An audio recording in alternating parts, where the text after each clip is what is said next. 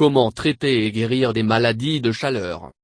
Le coup de chaleur est une maladie grave qui est provoquée par une surchauffe du corps. Elle est la plus sévère dans un spectre de 3 conditions provoquées par la chaleur. Épuisement par la chaleur est moins sévère qu'insolation et à la chaleur des crampes sont les moins sévères des 3. Le coup de chaleur est généralement la conséquence d'un effort physique prolongé qui donne lieu à la température du corps élevant au-dessus 104 degrés F, 40 degrés C. Heatstroke nécessite un traitement d'urgence. Si elle est traitée, elle peut causer de graves dommages au cerveau, le cœur, les reins et les muscles. Plus une personne souffrant d'un coup de chaleur est laissée non traitée, le pire des dommages au corps peut être. Si vous rencontrez une personne souffrant d'un coup de chaleur ou rencontrez heatstroke vous-même, vous avez besoin d'appeler les ambulanciers immédiatement.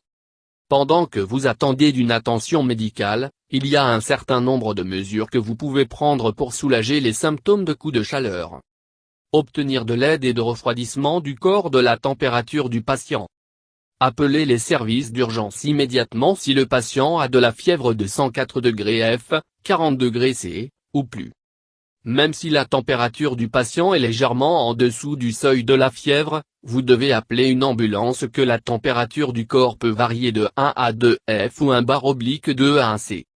Si le répartiteur d'ambulance choisit de rester sur la ligne avec vous et vous guidera à travers les étapes que vous devriez prendre pour traiter le patient de heatstroke, suivez ces étapes au lieu de celles de cet article. Déplacez la personne hors du soleil et à l'ombre ou dans une salle climatisée. Une salle climatisée est idéale car cela permettra de commencer à refroidir le patient immédiatement. Une fois à l'ombre ou l'air conditionné, de retirer les vêtements inutiles que le patient peut-être porte. Si vous ne disposez pas de l'air conditionné, l'air du ventilateur sur le patient. Un bloc-notes va bien travailler. Vous pourriez mettre le patient sur le siège arrière d'une voiture avec le climatiseur en haut.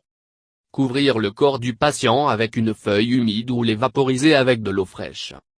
Trouvez une feuille qui est assez grande pour couvrir la personne de leur cou à leurs orteils et mouiller dans l'évier. Couvrir le patient avec la feuille humide et ventiler-les avec un ordinateur portable.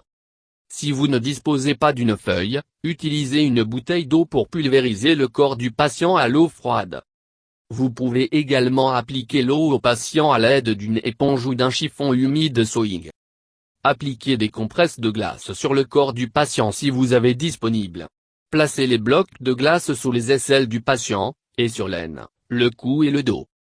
Ces zones contiennent des vaisseaux sanguins qui sont très près de la peau. L'application de glace dans ces régions peut aider le corps à se refroidir plus rapidement. Vous pouvez également utiliser un sac de légumes surgelés si vous ne disposez pas d'un sac de glace à portée de main. Aidez le patient dans une douche froide ou un bain d'eau froide. Avoir le 6 patients dans la douche et diriger l'eau froide sur eux, car ils peuvent ne pas être assez forts pour se tenir debout. Si vous êtes à l'extérieur et ne pas avoir une salle de bain disponible, un lac, un étang ou d'un ruisseau ou même l'eau froide d'un tuyau va aider à refroidir le patient aussi bien. Réhydratez le patient en donnant des fluides si possible. Les boissons pour sportifs sont idéales car elles fournissent des fluides ainsi que le sel que le corps aura besoin de récupérer. Si vous ne disposez pas de boissons sportives, vous pouvez faire votre propre en ajoutant 4 cuillères à café de sel et une cuillère à soupe de sucre pour chaque litre d'eau. Avoir la boisson patient sur une demi-tasse de la boisson toutes les 15 minutes. Assurez-vous que la personne ne boit pas trop vite. Dites-leur à boire lentement. Ne pas verser de liquide dans la bouche d'un patient si elle ne semble pas assez alerte pour avaler. Vous pourriez les amener à étouffer, en ajoutant une autre couche de danger à une situation déjà critique. Si vous avez ni boisson sportive ni eau salée, l'eau fraîche régulière sera très bien. Préparation de la paramédic arrivée. Prenez la température du patient afin de déterminer s'il ou elle souffre d'un coup de chaleur. Le principal symptôme de heatstroke est une température corporelle supérieure à 104 F, 40 C. Pour prendre la température du patient avec un thermomètre, placez le thermomètre soit dans la bouche du patient ou sous le bras du patient. Le thermomètre doit être maintenu en place pendant 40 secondes environ. La température corporelle normale est de 98,6 F, 37 degrés C. mais elle peut aller de 1 à 2 F ou /2 à 1 degré C. Cherchez d'autres symptômes si vous ne disposez pas d'un thermomètre. Il y a un certain nombre d'autres symptômes qui indiquent heat stroke en dehors d'une température élevée. Ceux-ci comprennent la peau rincée, une respiration rapide, le rythme cardiaque de course et des maux de tête. Les patients peuvent également être confondus, agités et insultent leur discours. Enfin, la peau du patient sera humide au toucher si elles ont fait l'activité physique ou chaud et sec au toucher si elles ont été par temps chaud. Parlez aux patients afin de déterminer si elles ont un mal de tête, trouble de l'élocution, la confusion et l'agitation ou. Placez vos mains sur la poitrine du patient afin de déterminer si elles ont une respiration difficile, rythme cardiaque rapide, et ou rincer la peau, chaud ou humide. Donnez aux ambulanciers un rapport complet quand ils arrivent. Dites-leur exactement ce que vous avez fait pour administrer les premiers soins à ce jour, et de leur donner une liste détaillée des symptômes du patient. Prévention heat stroke. Buvez beaucoup de liquide.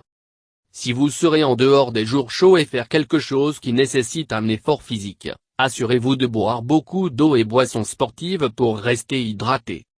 Cela peut aider à prévenir les coups de chaleur avant qu'ils ne commencent.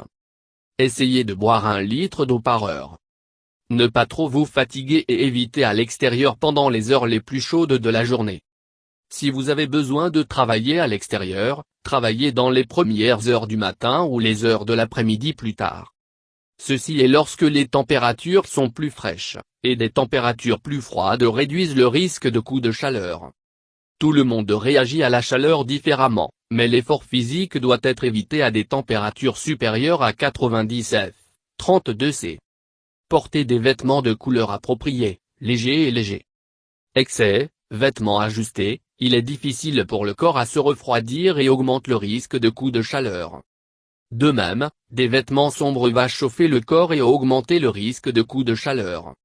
En habillant correctement pendant que vous êtes actif à l'extérieur, vous pouvez aider à prévenir les coups de chaleur avant qu'ils ne commencent.